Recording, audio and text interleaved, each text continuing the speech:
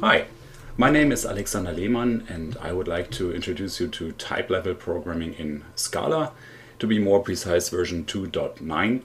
And my main motivation for doing this is that there is obviously numerous accounts of information on the internet, widely distributed over the internet on type-level programming in Scala, but I wanted to subsume at least a part of this information into this little demo. Now, type-level programming deals with the evaluation of code at compile time as opposed to the value-level programming that you probably already know. This guarantees us a maximum of type safety. There are very nice examples like heterogeneous lists as implemented by Miles Sabin or Mark Harrer. I'll provide you with links to those later on. And the fact why this is so very interesting, is that Scala's type system is supposed to be Turing complete. If you don't know what Turing complete means, you can basically understand it as if a machine given theoretically an infinite amount of memory can compute anything that a Turing machine can compute, then it's said to be Turing complete. So usually programming languages like Scala or C or whatever, they're all considered to be Turing complete, and it's amazing in fact that Scala's type system itself is also Turing complete. You can check out the link that I've provided. I cannot pronounce the name of the guy who provided a very interesting answer on Stack Overflow, where it is not a theoretical proof, but it is shown that lambda calculus can be implemented in Scala's type system, and hence it is Turing complete.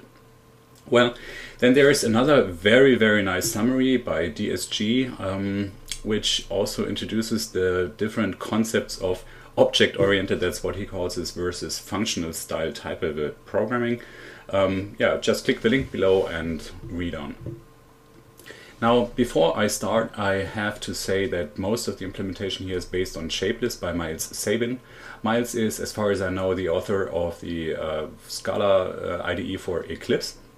And Shapeless is what he calls an exploration of the type system. It's very, very interesting. Go ahead, read it. At a first glance, maybe you'll get intimidated by the mass of the code and its complexity, but it's very understandable, it's very nice coding style, and go ahead and enjoy. On the other hand, a suggested reading by Mark Harrer, he has written a series of very detailed blog posts on what DSG calls functional style type-level programming. It's also very interesting, and so he's approaching things from a different angle. Go ahead and read it as well. Now, the main objectives, usually when you get introduced to type-level programming, you find some sort of type-level representation of natural numbers. So naturally, so to say, we're going to have our own type-level representation of those natural numbers here. And in addition to that, we also want to have a value representation of type-level entities, so to speak. And we also want to be able to do something with our natural numbers. Basic examples would be addition, multiplication, or computing the factorial of a number. Now, if you happen to read anything about natural numbers or their implementation, representation, whatever, you often encounter the name Peano. Peano was a 19th century mathematician who formalized or gave some characterization of the set of natural numbers. And so don't get intimidated by the math. It's actually very, very easy. What he's saying there, it's just a notation thing. This gives us a hint of what we might do in Scala. We can actually translate it almost directly into Scala, what is written here. And also the fifth part that I left out on this page here, later on will tell us how to deal with addition and multiplication and so forth. So he has provided the world with a series of axioms. You can find them on the internet in various formalizations. This one is a very modern one. Now let's say we would start out, we want to build the set of natural numbers, and at first we started with an empty set. And the first and most important thing that we now say is that the 0 is a special entity and that it is a member of the set of natural numbers. So now our set has one element, one important element actually, however, it has an element. It's not empty anymore. Now the second axiom says that given any natural number, and that in particular is also meant or could be meant to be the 0, that any natural number has a successor. And the successor is denoted by this little prime here. So for n, it's for this little fellow here, n prime is its successor, which makes our set have an infinite number of elements actually. And now the third is also very important because it says that given a number, its successor will never be 0. So this again underlines the particular role of 0 and makes it somewhat the smallest element, although we didn't define a ordering yet. And lastly, given any two natural numbers, if their successors are equal, then those numbers m and n are equal themselves. This is important because this actually states that there is ever only one successor for every number, and that this projection is thus injective. Okay, so what does it say for us in Scala? Well, it says we need to have some type which represents a natural number, and we need to have a special entity 0. And we need for every number to be able to express its successor. So, okay, we won't be using the prime symbol, but we'll be using a corresponding trait. And yeah, so let's go ahead and see what we can do about that in Scala. Now, I've already prepared a IntelliJ project here, and we'll be using SBT to compile. Now, first of all, I said that what we need is a type that represents a natural number. So let's go ahead and define a trait nat. It doesn't have to provide any more methods or variables or whatever, just the type itself. And later on we'll create a companion object, but for now let it suffice to say that we saw that every natural number has its successor, so let's define a trait for that as well. Let's call it suc for successor. So for every natural number n, there exists a successor and is itself a natural number again. Okay, so we've covered some of the, but not all of the first 4 axioms. Now we forgot the special entity, the 0, so let's go ahead and define it in a companion object of the natural numbers. Okay, and I'll be using a class here, so, and we say it's a natural number. Okay, and since later on it will come in handy if we have some more numbers, and also to show you how this successor thing works, we'll define the numbers 1 to 9 now by doing it like this. So we know that 1 is the successor to its predecessor 0, so we can do it like that. And the same holds for 2, which is the successor of 1. Since this is kind of a recursive definition, we could also write this, but it's shorter and can be read more easily if we do it like this. So let's have a few numbers. That's a pretty boring task. I hope it won't take too long.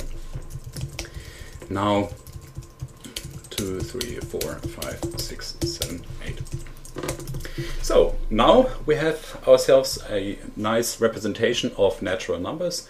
This way we can already express all natural numbers. Well, I mean infinity or so, if you consider it to be a natural number, that would be a different topic, but other than that we can express every natural number. So now back to where we were before. One of our main objectives was to have a value representation for natural numbers, because here we only have the type level representation, the type 1, type 2, type 3, but we want to be able to express them as integers, for example, as well. Now, before we can continue implementing stuff for this, we have to take a look at the fifth axiom of Peano, which tells us how to do it, actually. Well, okay, so that's the fifth axiom, and when I first saw it, I kind of cried out loud. But if you forget about the notation here, which is all about set and its elements, and so you can express this in a little bit more English. If you say, okay, if we have some predicate, let's call it S, so some property, so to say, and if this property is true for the natural number 0, and if we can show that if it's true for n, it is also true for n plus 1, then only this information suffices to say that it is true for every natural number. So once again, we have a base case here. So this kind of relates to recursion as well. We have a base case. We have to show or provide the compiler, the type checker later on, with information for the base case, which takes into account the predicate for 0. And then we have to show or give the type checker information as how to derive, if something is true for n, how to derive the same for n plus 1. And yeah, as we'll be doing it recursively, you can do it the other way around, or that's exactly what we are going to do. We'll be going from n plus 1 to n, and then we'll go all the way back to the base case 0. And you'll see it works just nicely. This is a very important thing here, because the whole principle of induction for mathematical proofs and the like is based on this fifth axiom of Peano. So this is why I kind of tortured you with that. But let's now forget about that and let's deal with the value representation of our type level numbers. Now, when we use this axiom, the most important case, as it is always the case with recursion, is to think about the base case. Well, and if we can tell the compiler that we want to represent, n equals 0 means here on the left-hand side we have the type level, and on the right-hand side we have the value level. So if we can provide the compiler with information that we represent, or we consider our type 0 to represent the integer 0, that'd be the first and most important step. And the next step would be the so-called induction step, so that we showed, given a number n, how can we express the value of n plus 1. And we'll be doing it vice versa, so we'll start out with the value. V is just a function representing the value. Value of n plus 1 is nothing but the value of n plus 1. So that's very easy to express in Scala. And we'll start out with another type that we'll be using as an evidence type, or later on as a kind of view. You could consider it as a view. We'll call it toInt, and no, nothing here. And we'll want every instance of toInt. Oh yeah, well, of course this depends on a natural number. We want every instance of toInt to provide an implementation of apply, returning an int. Now, at this point, we'll have to introduce implicits, and I'm assuming that you're already used to using implicit, and that you're accustomed to them, that you know what they are about, how the compiler finds them. So at this point, I'll just define a companion object. And okay, so later on we want to be able to ask the compiler, hey, provide us with an instance of toInt for, say, the type 7. Then we want to be able to call the method apply on that instance and get the integer representation. So so that the compiler will be able to find the implicit instance, we'll have to define one. And of course we'll start out with the base case, which here we can define as an implicit value. Let's call it toInt 0, which is nothing but an instance of toInt, dependent on the type 0, and then we'll define apply and return 0. Now I forgot to import the type. Now we are safe here. Next, now that we've covered the base case, it is important to tell the compiler how to deal with, not the base case, but n to n plus 1. So we'll have an implicit function, implicit method for that, call it toInt n, and for a given natural number, what we want to return is, you have to remember that every number except the 0 is the successor of any other number. And so we can just as well, if we want to go from the end to the start, if we want to relate the successor of any number, or a number which is a successor itself, if we want to relate it back to the base case, we can start out with a successor. So since every number is such a successor, this is what we write here. And as we said, this is nothing but x, which we don't know yet, we'll be doing that in a second, plus 1. So x is supposed to be the value of n, not the successor of n. This basically is something like if we had some means to express the predecessor, then we could say this for n. If we could somehow find out the predecessor of n, we could do the same with the predecessor and calculate n for the x for the predecessor of n. Now we're still missing something, because we have to make the compiler find recursively the representation, find some value for x, and we'll be using another implicit here. So we'll have an implicit parameter list, iv for int value, and toInt of n. So, okay, now we're able to express the values of our type level numbers. I'll show it here. Well, first I think we should introduce a toInt method which makes use of the toInt evidence implicit.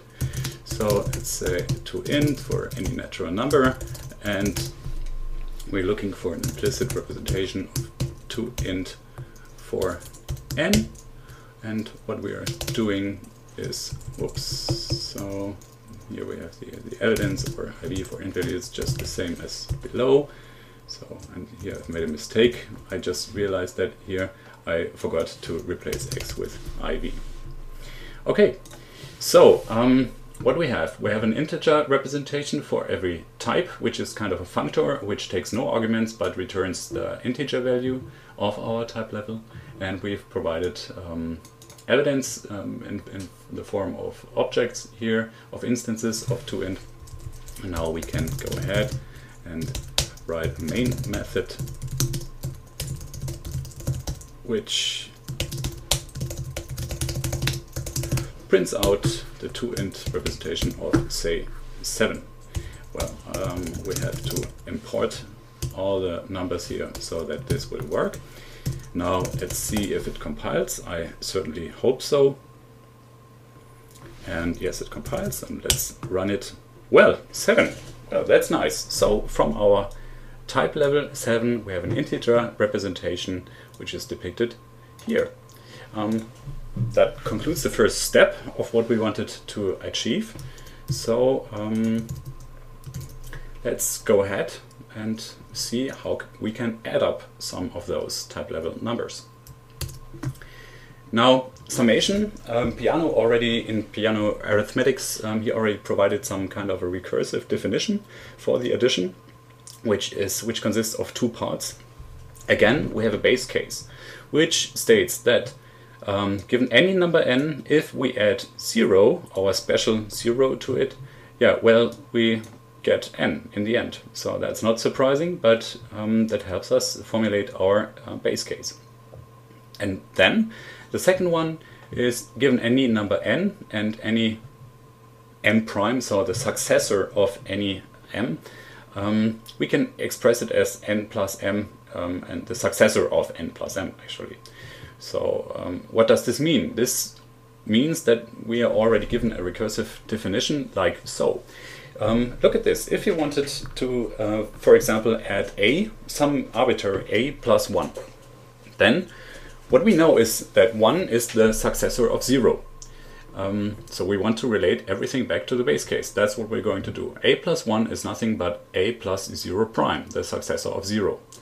And given this rule here, we can replace this with all of this. So we can pull out the prime symbol and say, well, the a plus the successor of 0 is nothing but the successor of a plus 0. And now the first definition kicks in. We can replace this by a, and so this is the successor of a. A plus 1 is the successor of a. And if we want to add our types, we'll be doing the very same.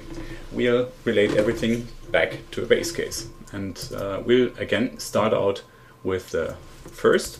So let's define a trait. Miles calls it Sum-Aux because he defines another trait, sum, that it makes use of Sum-Aux, but here it is sufficient to use Sum-Aux. So, and this will be some evidence for three types, namely that the natural number a plus the natural number b equals the natural number c. Okay, so we want to have a companion object, and again we do the very same. We define the base case. The base case was that given any number a plus 0, we get a. Let's do this. So, implicit definition of, let's call it sum 0, and we are given some number a. What we get is Sum-Aux of, according to our formulation, was a plus 0 equals a. Again, I forgot to import 0. Well, okay, so here we already have the base case, and as you can see, this is straightforward, just like we did with our value representation. We're doing the very same principle. We're applying the very same principle to our summation. Now, if according to the second case of the definition that we just saw, this definition was something like this, that we could express it like this. But we can as well exchange a and b. That's absolutely okay. So we can say something like that. And by doing so, we'll be able to reduce b further and further and further until it becomes 0, so that it basically relates back to our base case here. So what we want to do is, if we want to sum any two numbers, we'll be needing that c. We want to provide information that, remember this form that I just showed, that given a number plus another number, which, since it's not the base case, this number is a successor of some arbitrary number itself, gives us the result. So if we say we want to add a with some successor of b and get c, then we have to know now, to relate back to the base case, is how can we get the sum for a, b and c. And that's what the compiler does for us. So let's define an implicit parameter list once again.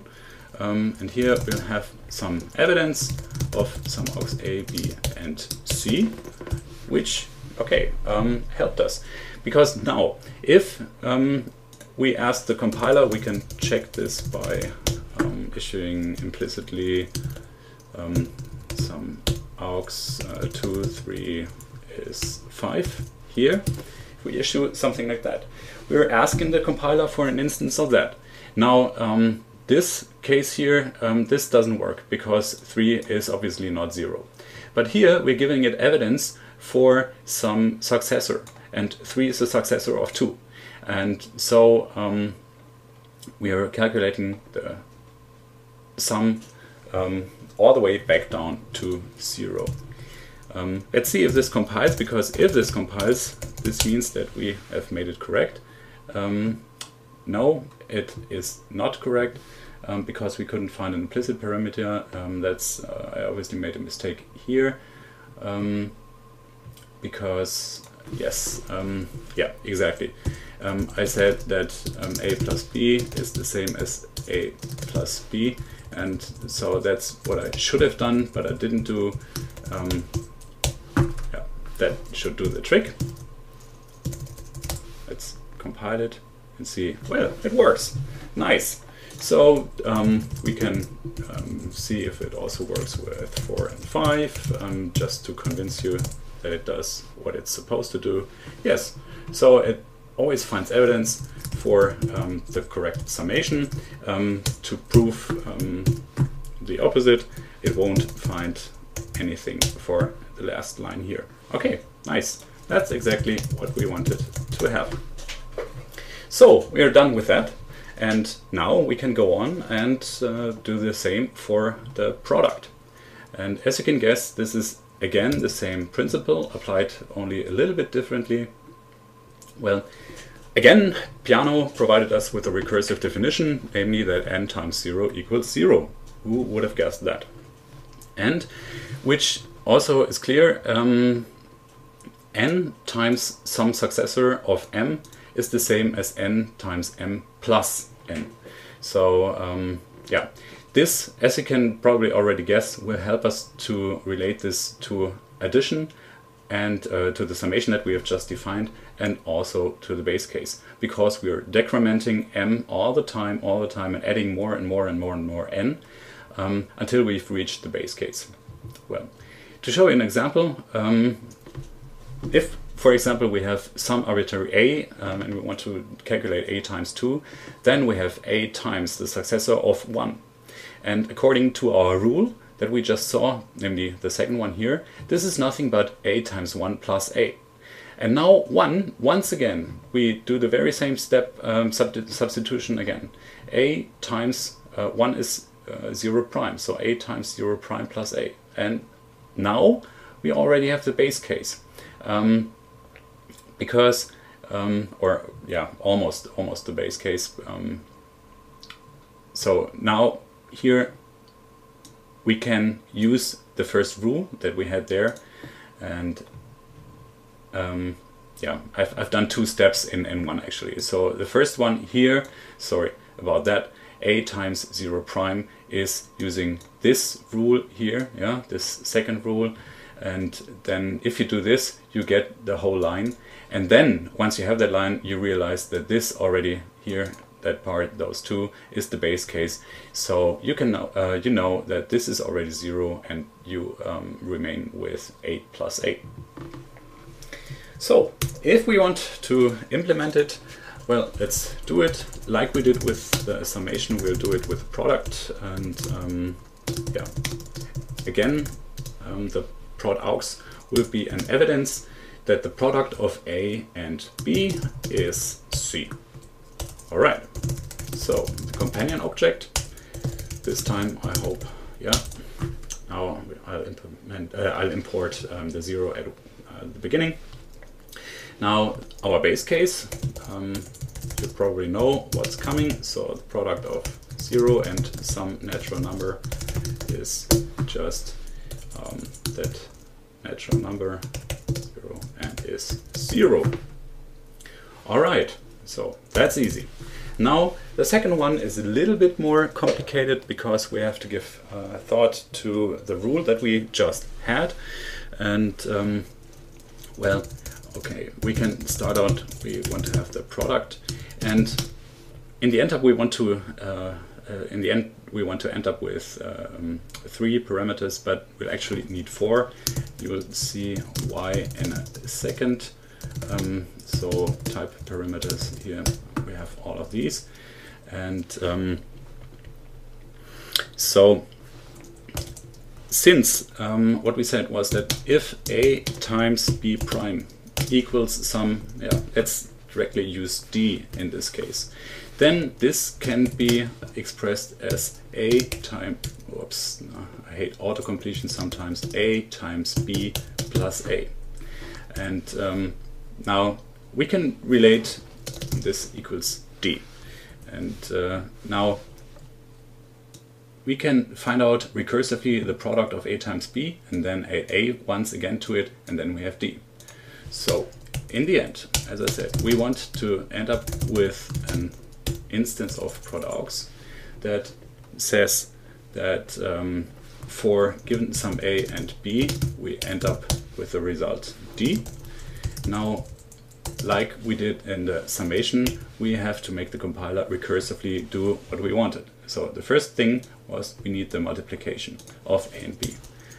That would be, we wanted to find evidence EVP, evidence for the product of a and b, and that should result in c. Okay, and then we need to find out the type of d, which is the sum of, this equals c here, this c. So this is the sum of sum args of a and c and ends in d. That's it. So once again, the base case, a times 0 is 0. That's very easy. And then we knew that a times the successor of b is the same as a times b plus a. So that's exactly what we did here. And so this should be the successor probably. Let me think for a second. No, it shouldn't be. So let's go ahead and check. So 2 times 3 is 6. Compile. Yeah, okay. Let me see what kind of mistake I made here. So write that down once more. Is a times b plus a.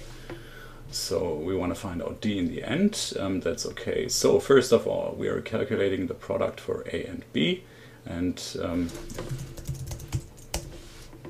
b is the successor, there we go. So you see it works for this. Let's do some more. And 3 times 4 is a little bit too much because we don't have that many types, but let's say 2 times 4 should be 8, and 5 times 3 should not be 1. So first let's see if this compiles. Yes, it compiles just fine, and now it shouldn't compile anymore. There we go. Right. So now we have our integer representation, we have the sum, we have the product. All that is left is computing the factorial, and again the same principle. We have a recursive definition once again, and our base case will be that the factorial of 0 equals 1, and that the factorial of n prime is nothing but the factorial of n times n prime.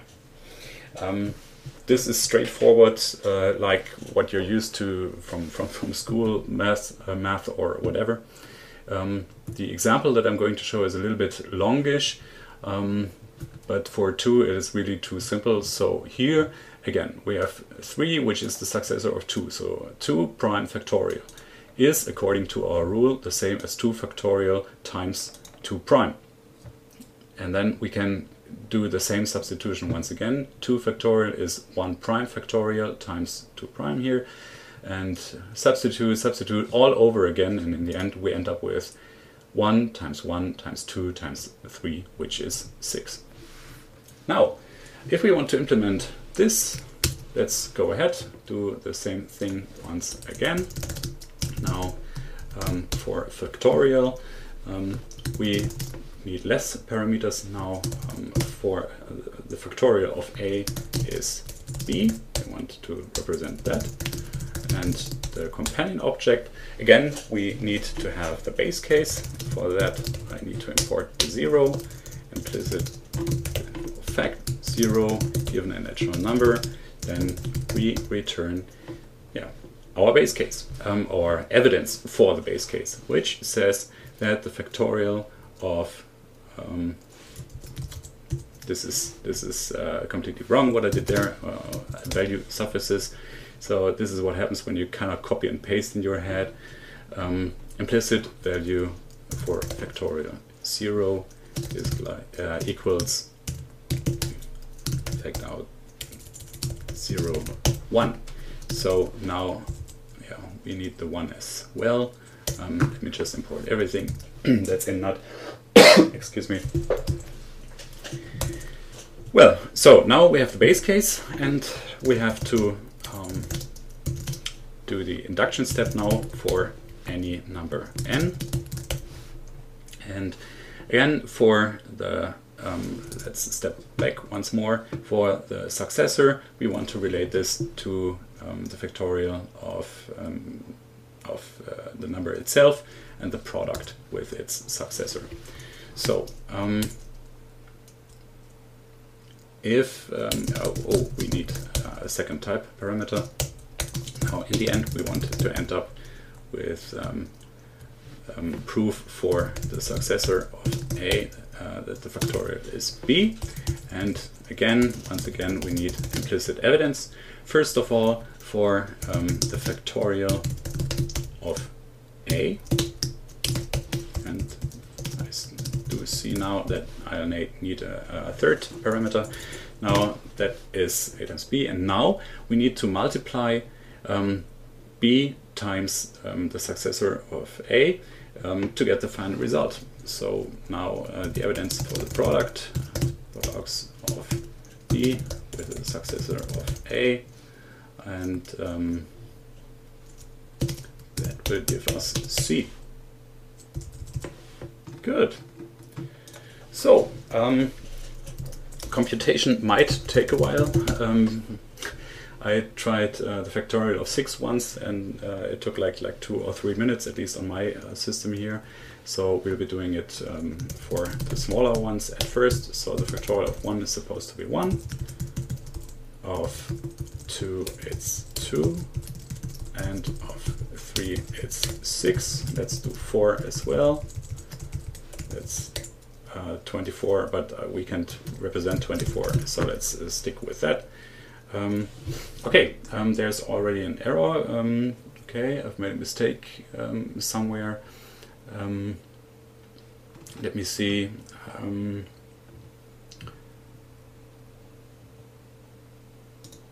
The factorial.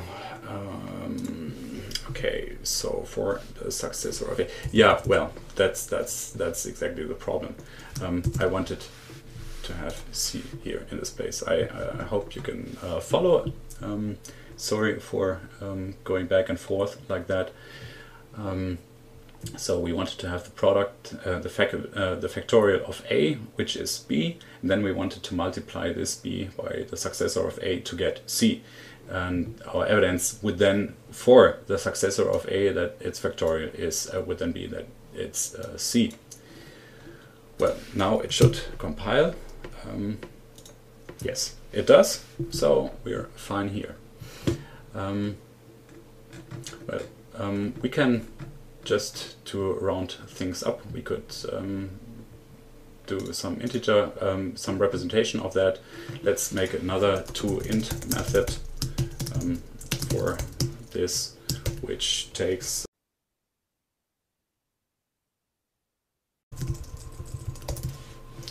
so I made a cut here. I had to think once again for a second. So what we need if we wanted to print out our factorials easily, so to say, is another trait, which is just an auxiliary trait that will help us here. We'll call it fact, and it, as opposed to a fact aux, which is an evidence trait, it will only serve for one type of parameter, which will make things easy. later on, as you'll see. Now let's define the companion object, and implicitly we want to define what Miles does is he uses some inner type that he uses to some certain extent. So let's stick with that, so that we can stick with his code as well. So we have the implicit definition of factorial for two type parameters, and what we're going to look for is an implicit, is the evidence for factorial of A and B, and when we have that, we return a new instance of A, and our type out will be substituted by B. So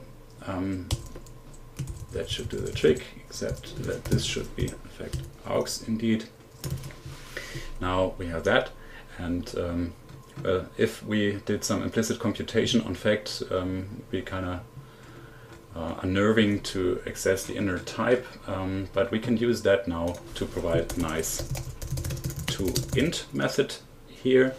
No, not here, sorry, but here, where now we say, okay, we need two type parameters as well, and the first one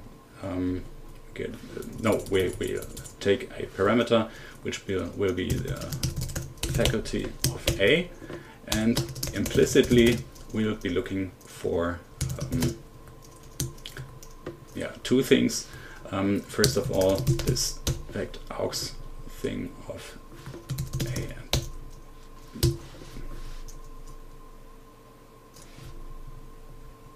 A and B, yes, and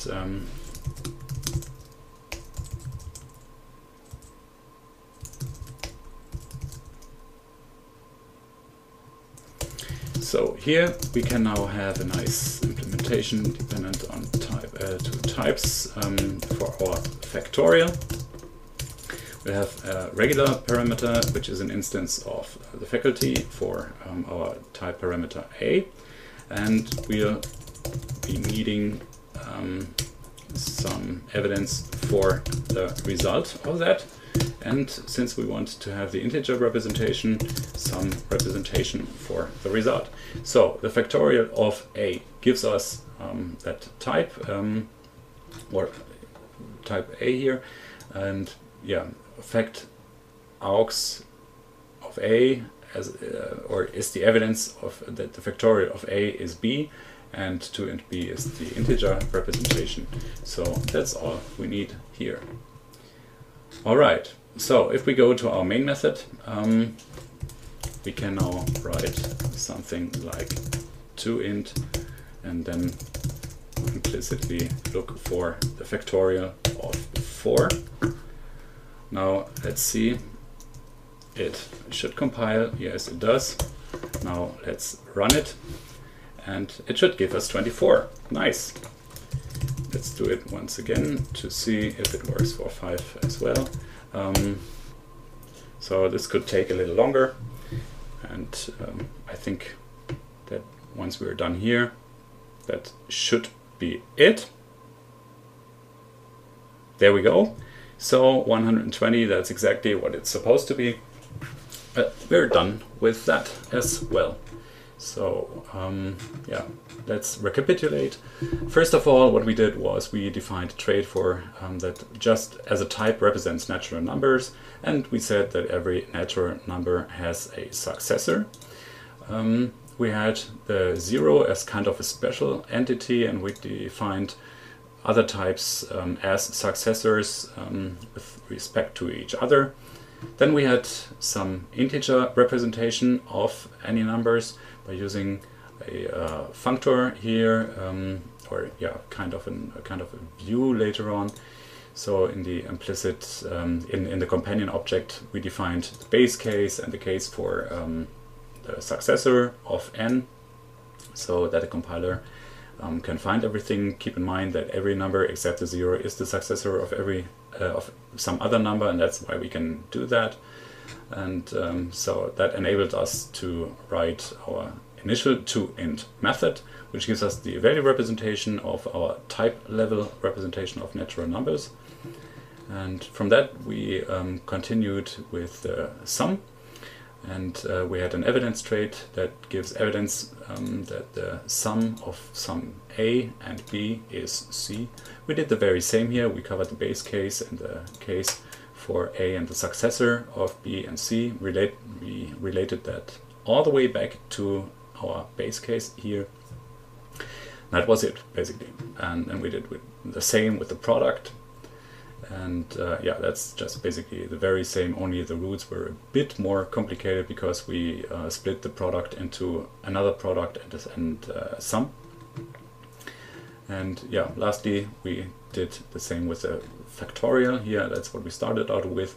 And then later on, in order to have a nicer print method, just to enjoy ourselves, we defined another trait that, yeah, we wouldn't even have needed that out type here. But anyway, and thus we were able to write this little fellow here, and yeah, this one here, and to have an integer representation of the result of computing the factorial of A. So, and we saw that it worked. This was our main here. We saw that we were able to find these implicits. We saw that we couldn't find implicits proving, doing wrong proofs, so everything we did was correct. The output is correct, and well, that's it all about the program. Let's go back to the slides, and let's end with the question, is this useful anyway, all of this? Well, first of all, yeah, it's fun, and it's fun to play with it and to explore the type system to see what is possible with it, because it's really amazing. But it is very useful indeed.